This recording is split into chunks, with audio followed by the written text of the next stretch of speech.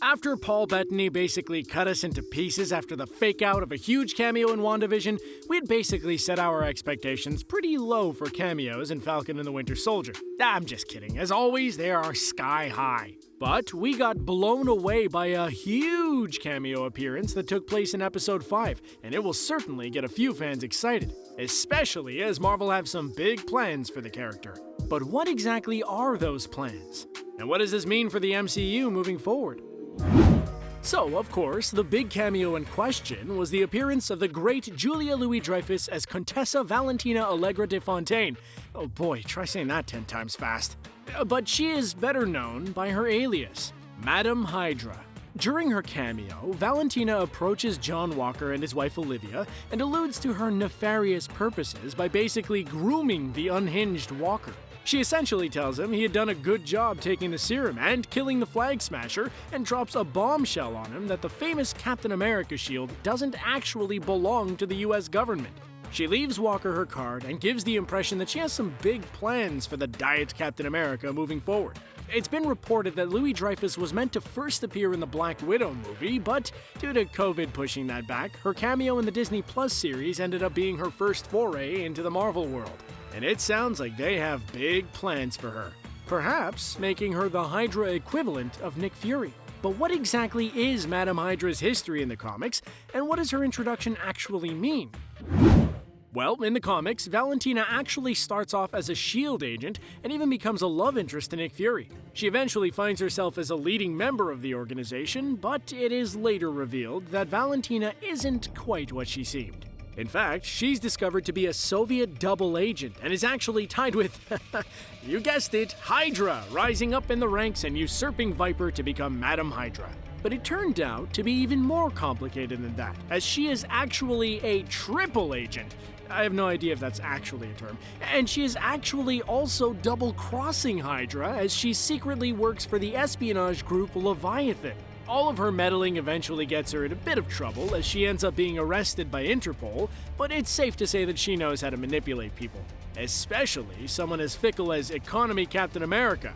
Seeing as she has such a long and storied history with Nicky Fury, it's likely that Louis-Dreyfus will appear in the Nick Fury spin-off show and might even have a part to play in the Secret Invasion storyline moving forward.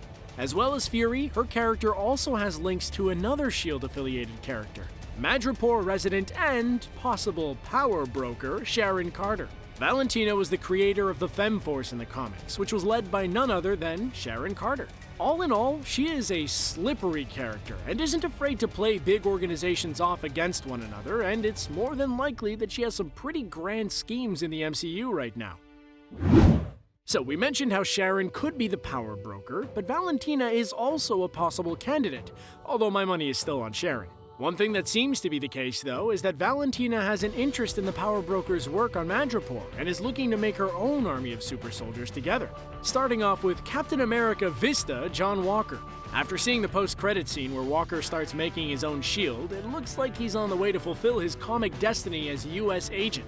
If this happens, US Agent could be the first villain/anti-hero to officially join Valentina's team and give her a powerful weapon at her disposal, and she can make him perform some missions that Steve Rogers never would have dreamt of doing. While Captain America Light was defeated by Sam and Bucky in a fistfight, they still struggled to take him down, and with proper training, Walker can become even more of a threat, and Valentina could be the perfect person to train him. That's because, given her links to the Black Widow movie and her history as a sleeper Soviet agent, it is plausible to think that she might have something to do with Natasha's training in the Red Room. From the trailer, we can tell that there's a new set of spies being put through their paces, and perhaps Valentina is the one that's training them.